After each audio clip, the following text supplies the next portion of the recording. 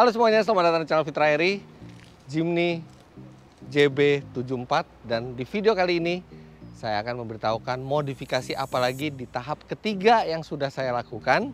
Kalau teman-teman yang baru pertama kali ke channel saya atau baru pertama kali nonton video tentang Jimny ini, sebelumnya sudah dilakukan 2 kali tahap modifikasi. Semua link tentang Jimny ini ada di deskripsi atau Anda bisa lihat di playlist Jimny putih di channel saya. Jadi hari ini saya akan memberitahukan apa saja modifikasi paling akhir yang saya lakukan ke Jimny ini sebelum mobil ini menjalani Jimny Challenge bersama Om Mobi, Ridwan Hanif, dan Arif Muhammad. Yang pertama yang langsung kelihatan dari luar bedanya dari sebelumnya adalah ini. Ini ada roof bar yang sekarang terpasang di atap Jimny. Ini saya pakai produk dari SGA, Suzuki Genuine Accessories. Jadi ini benar-benar resmi dari Suzuki, pemasangannya juga oleh orang Suzuki langsung. Ini harganya 3,8 juta rupiah. Jadi ini fungsinya kita bisa taruh macam-macam di sini. Kita bisa taruh roof box, kita bisa taruh keranjang yang besar. Yang penting ini maksimal adalah 30 kg yang ada di sini. Tapi karena Jimny Challenge ini saya cuma berdua sama Revi nih yang lagi pegang kamera buat jalan ke Jimny Challenge-nya. Jadi nggak perlu tempat barang di atas, jadi nggak apa-apa ini saya pasang. Karena walaupun tidak ada di atasnya, tidak ada roof box atau apapun, ini jadi bikin keren aja penampilannya. Tapi sewaktu-waktu saya mau pakai roof box bisa dipasang di sini. Tapi kalau buat Jimny Challenge nanti saya masukin dalam aja, karena ini memang kalau terpaksa saja pakai barang di atas ini. Karena kalau misalnya ada barang di atas kan titik gravitasinya jadi lebih tinggi, jadi lebih nggak stabil mobil. Tapi minimal tanpa barang di sini, ini penampilannya jadi keren aja. Saya suka penampilannya pakai ini. Kesannya tuh siap bertualang. Berikutnya yang saya pasang adalah ini, mud flap penahan lumpur. Jadi tidak nyiprat kemana-mana kalau misalnya off-road atau lewat jalan yang kotor. Tapi alasan kedua kenapa saya pasang mud flap ini adalah supaya lebih proporsional aja tampilannya.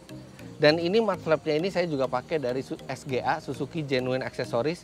Dan ini harganya agak kelewatan sih menurut saya ya.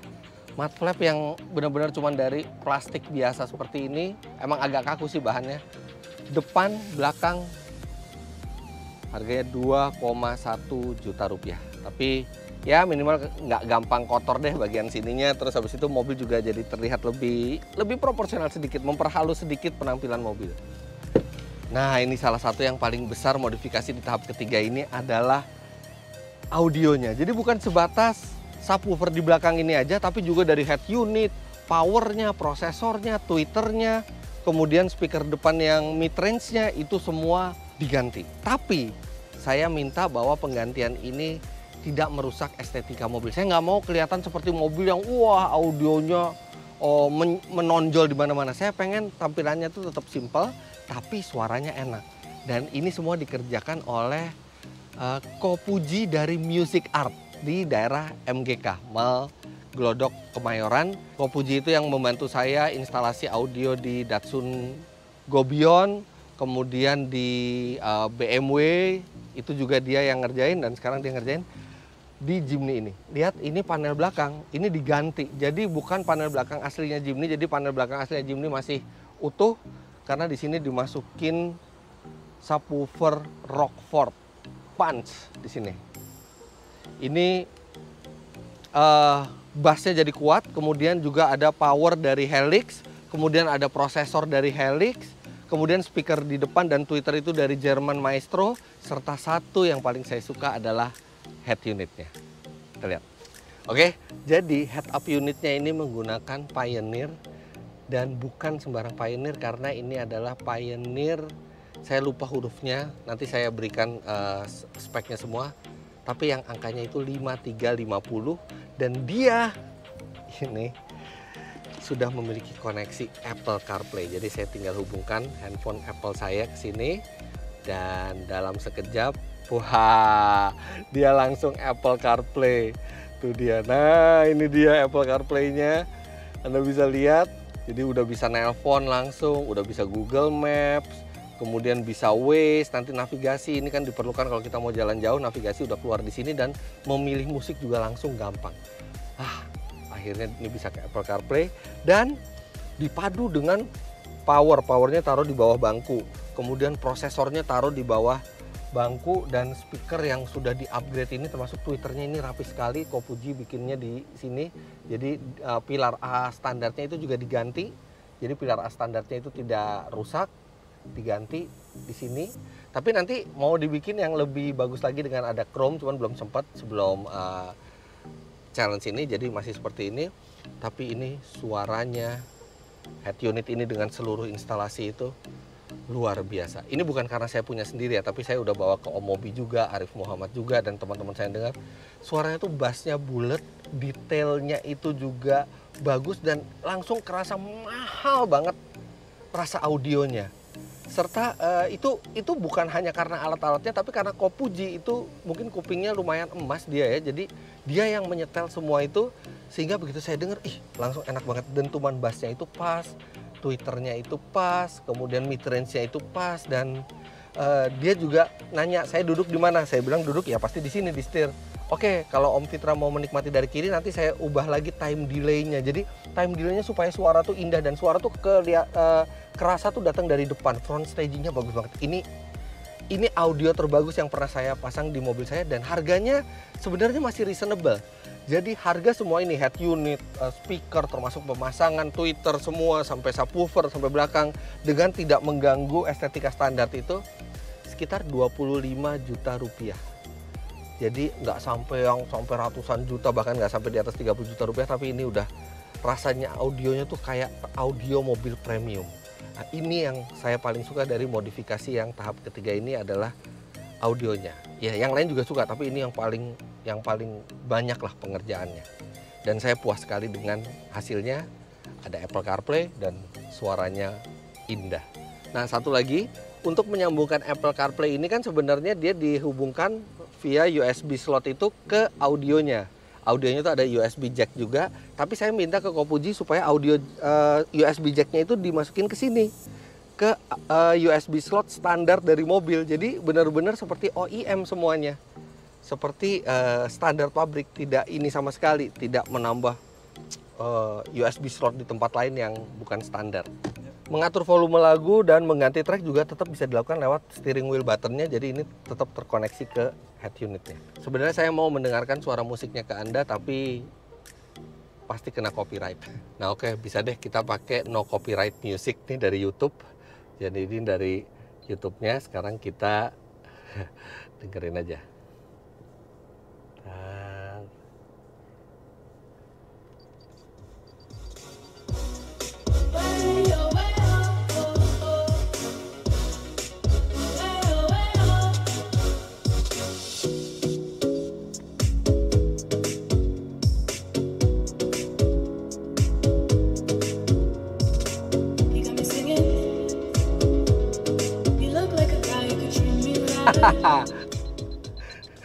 Seneng deh.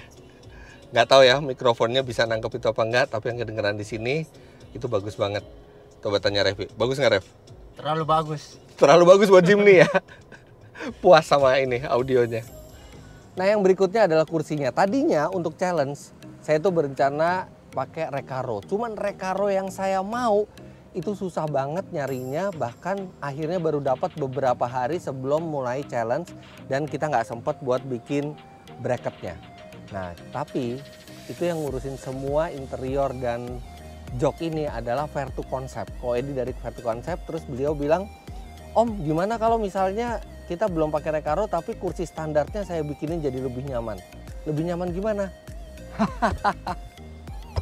Dengan ini ada sandaran tangan dan dia bisa adjustable, diatur tingginya, dan ini bahannya sama persis dengan bahan dari jok ini. Dan ini begitu dinaikin, aduh ini enak banget buat perjalanan jauh gitu ya, buat tangan itu tempatnya istirahat di sini. Dan ini juga buatannya kualitasnya bagus, serta ini bahan yang saya suka. Nah kalau ditanya berapa biayanya, terus terang saya nggak tahu, karena ini saya dikasih oleh Koedi dari Vertu Concept. Beliau bilang, enggak Om, nggak usah bayar, nih saya kasih aja gitu kan. Kebetulan di tempat dia lagi ada bahan yang sama dengan bahan jok dari Jimny ini, jadi dia bisa bikin yang benar-benar jadi kayak standar. Tapi kalau teman-teman mau tahu berapa biaya untuk membuat seperti ini, silakan DM ke Instagram mereka di sini @vertuconcept.